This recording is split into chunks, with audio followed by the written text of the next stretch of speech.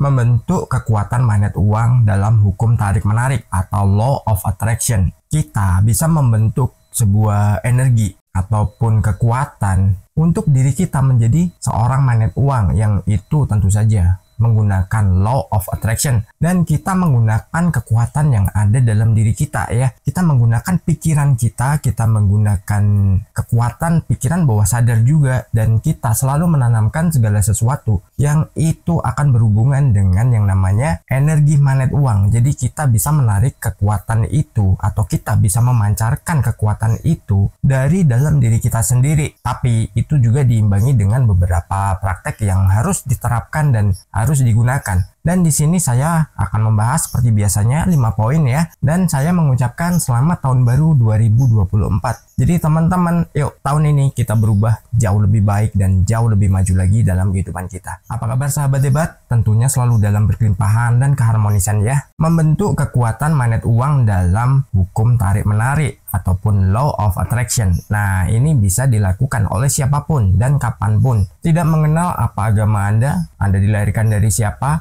Anda tinggal di mana, suku Anda apa, dan ras Anda apa. Itu nggak berpengaruh karena apa? Ini adalah hukum yang universal. Jadi teman-teman bisa melakukan semua itu tanpa ada batasan ya.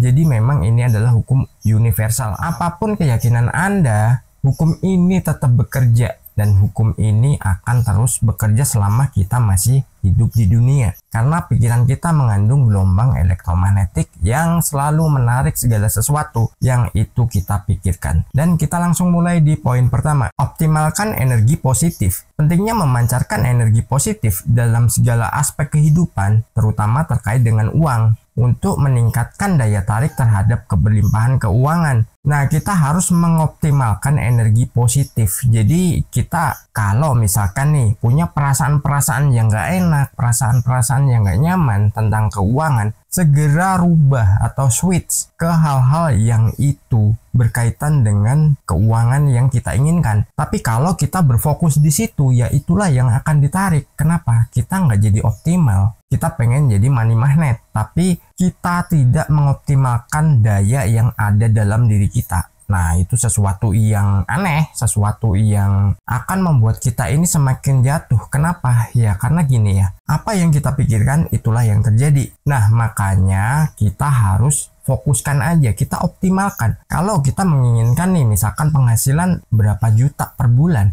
ya fokus aja di situ. Kita jangan pernah terpengaruh oleh siapapun, jangan kita terbawa oleh omongan orang, jangan kita ini larut dalam keadaan yang ya mungkin kurang support. Kita fokuskan aja, kita mungkin mengalah ataupun kita merubah polanya. Kita bisa membuat diri kita ini lebih optimal lagi ketika menerapkan yang namanya Law of Attraction, apalagi soal keuangan. Jadi biarkan pikiran kita ini bekerja dan alam semesta menyesuaikan dirinya. Kita nggak perlu tahu bagaimana alam semesta ini bekerja untuk mewujudkan segala sesuatu yang kita inginkan, tapi kita pokoknya jalani aja dan kita optimalkan diri kita untuk menggapai apa yang menjadi impian kita. Tentu saja nilai-nilai uang yang kita inginkan. Mungkin ada yang berprinsip bahwa wah udahlah begini aja. Ya sudah, berarti alam semesta juga akan menyesuaikan dirinya. Anda akan begitu-begitu saja. Berbeda kalau kita menerapkan yang namanya Law of Attraction, terus kita bisa mengoptimalkan apa yang menjadi tujuan kita. Entah caranya, entah strateginya, entah bagaimana kita menghadapi segala situasi dan kondisi yang itu membuat kita harus semakin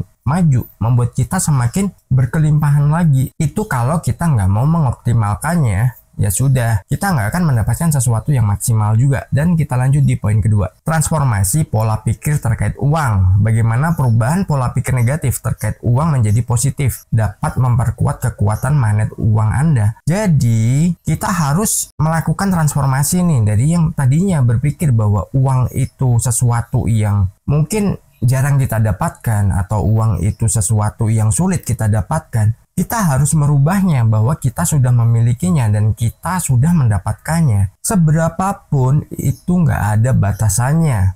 Tergantung teman-teman sendiri maunya seberapa. Terus nanti jangan pikirkan prosesnya. Misalkan wah gimana nih caranya, ini nggak bisa, harus bagaimana, ataupun ya mungkin hal-hal yang teknis yang itu perlu kita pikirkan, itu yang kita ibaratnya justru menjadi kemelekatan yang akan menarik segala sesuatunya itu bertolak belakang, itu menghindari atau menjauhkan kita dari rasa syukur. Makanya kita perlu berhati-hati, kita harus melakukan pemikiran yang itu kita balik ke hal yang kita inginkan saja. Misalkan Anda berfokus pada nilai tertentu, ya sudah, fokus saja di situ. Yang tadinya mungkin ada omongan orang yang bilang bahwa itu nggak mungkin, itu nggak bisa, abaikan aja. Pokoknya Anda harus merubah dari pemikiran yang negatif ke pemikiran yang positif tentang uang. Dan kita lanjut di poin ketiga, manfaat afirmasi positif. Kekuatan afirmasi positif dalam membentuk pikiran dan memperkuat keyakinan Anda terhadap keberlimpahan keuangan. Jadi manfaatnya pemikiran positif itu bisa membawa dampak kalau apa yang kita inginkan itu akan disesuaikan oleh alam semesta. Pikiran kita sudah mengirimkan sinyal, pikiran kita sudah mengirimkan pesan. Aku maunya ini, ya sudah, itu akan dikirim. Usahakan ya, kita hanya fokus pada hal-hal positif dan itu menjadi sebuah target utama dalam hidup kita. Namun jangan mengejar waktunya. Kalau kita mengejar waktunya atau kita memaksakan waktunya, justru kita tidak akan pernah mendapatkan apa-apa. Jadi teman-teman bisa fokuskan aja dengan hal-hal positif dan itu biarkan alam semesta ini yang mengaturnya. Jadi ibaratnya gini, ketika kita nih melempar sebuah permintaan, nah alam semesta yang akan mencarikan jalannya. Oh begini jalannya, yuk nih gua kasih nih, tambah lagi nih, tambah lagi. Nah seperti itu, ibaratnya gini, kita buka di internet nih, kita buka browser nih, kita ketik misalkan sesuatu yang ingin kita cari. Nah dari situ apa? Banyak banget disodorkan kepada kita. Nih pilih aja sendiri nih, lu baca, lu pilih aja mana yang cocok, lu pilih aja mana yang lu mau.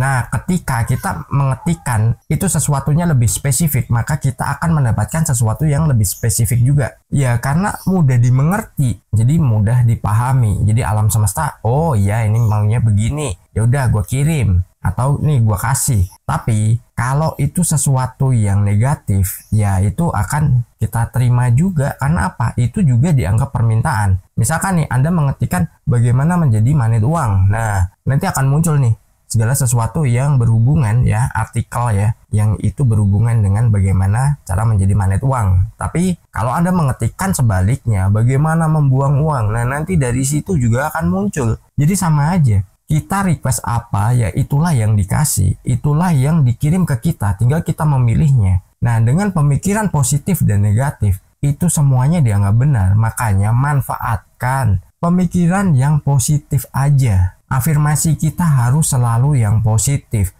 Afirmasi kita harus selalu yang itu membawa keberuntungan bagi kita dan apa yang kita inginkan. Jadi jangan bertolak belakang dengan hal yang itu menurut kita adalah sesuatu yang tidak kita inginkan. Karena apa? Keduanya sama-sama sebuah permintaan dan itu dianggap sebagai sesuatu yang benar. Makanya manfaatkan aja afirmasi yang positif setiap hari atau setiap saat. Kita lanjut di poin keempat. Implementasikan hukum berbagi. Bagaimana memberikan kepada orang lain dan berbagi keberlimpahan Anda dapat memperkuat hukum tarik-menarik. Nah gini, misalkan nih kita baru di jalan nih, terus di lampu merah, ada badut atau ada pengamen. Nah dari situ kita pengen memberi itu karena apa? Mungkin kita, itu kan tetanggaku, nggak enak kalau nggak kasih, nanti dikira pelit. Ada juga yang, aduh kasihan banget, dianya kurang sehat atau dianya ya ada kekurangan, ya udahlah gua kasih. Atau daripada nyebelin lah biar cepet pergi gua kasih. Ketika kita berbagi dengan cara seperti itu, ya efeknya kurang greget. Efeknya itu kurang mantap. Ya ini ilustrasi aja ya. Terus kalau misalkan nih kita rubah, gua kasih lah paling juga 1.000-2.000. Dengan begitu kita ini memiliki mental yang kaya.